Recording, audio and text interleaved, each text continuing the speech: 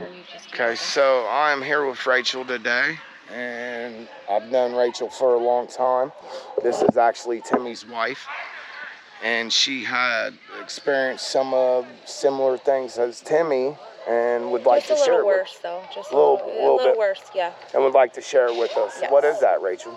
Well, it was heroin. It started out with pills, and then it ended up being heroin. Like I said, I got pregnant. I had 3 kids back to back, so we had kids 2002, 2003, and 2004. And every time I had to have a C-section, so I just got addicted to pills. And then that led into heroin. And that led into me stealing from my family, from my kids, from whoever I could, steal from, I did. And I'm ashamed of it, I am. But it's been 4 years now that I'm clean, and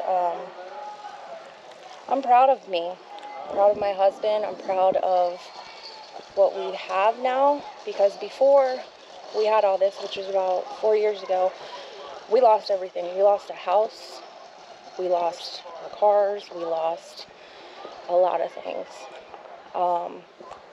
What was the turning point? What made you guys change it? The turning point was when we ended up without anything in a hotel. We didn't have shit. We lost our storage when we got kicked out of our house. I have 4 kids, and we were living in a one-room hotel with nothing. Sorry for the noise, guys. There's kids around here. And then they also had kicked you out of the hotel too. Yes, we did get kicked out because the kids were so loud, and there was 4 of them, so I understand it. And that was just like, when my husband had a really good job. I'm not going to say where it was at, but he lost his job, but he thankfully got it back. What brought on the pills and the heroin? What was it that caused you to go that deep into it? Yeah. The pills were surgeries. I started out with surgeries. Like I said, I had my kids 3 years back to back. So I started out with the Percocets, which they were just the small 5s, and then it ended up to the 10s, to the 30s, and then the 30s weren't enough after that. And then I found out through family members that heroin, like, hey, you can buy this and it's cheaper. And I started smoking the shit out of that. And after that, I wasn't myself. I didn't look how I felt like I should look, because usually I was like put together. I had like scabs on my face. I was picking at myself. I lost so much weight. My husband wanted to divorce me. Like, he was done. He gave me 3 chances. And finally I was like, if I don't do this, I'm going to lose him. I'm going to lose my kids. I'm going to lose everything. So, I don't know. I just decided to honestly go get help because I felt like I wanted it. And when I did, I feel good. Tell me about your treatment center. I went to Michigan. I went there, the first time it was 30 days. Came back, to be honest, I used again. He found out and was like, you're going back, or we're done. Went back for 45 days. I got back, I was going to meetings, and still to this day, I do honestly, I'm on Suboxone, but it does help me. It's better than, going out and getting some heroin and using that. But I don't know. I just feel like my life is better. I feel like my family's happier.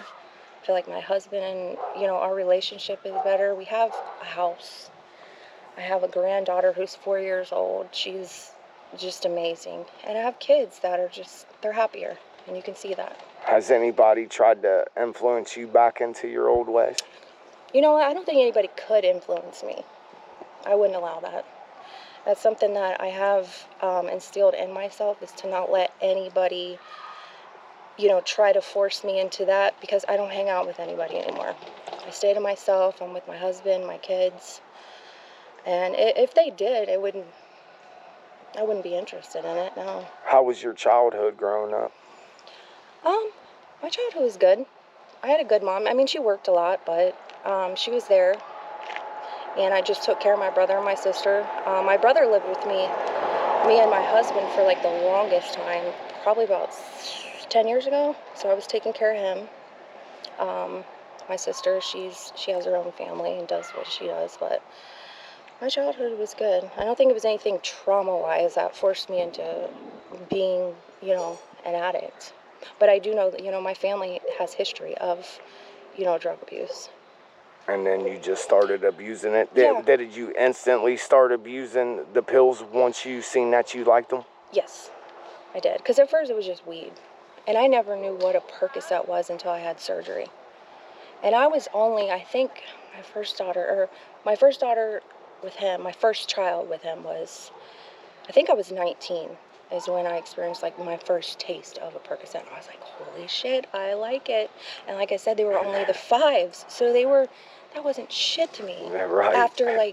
After the 3 years of doing it, and then you would get the 30s, and those things were like 35, then went up to 40, 45 a pop. And we were both losing everything that we had. We didn't care. We were living day to day.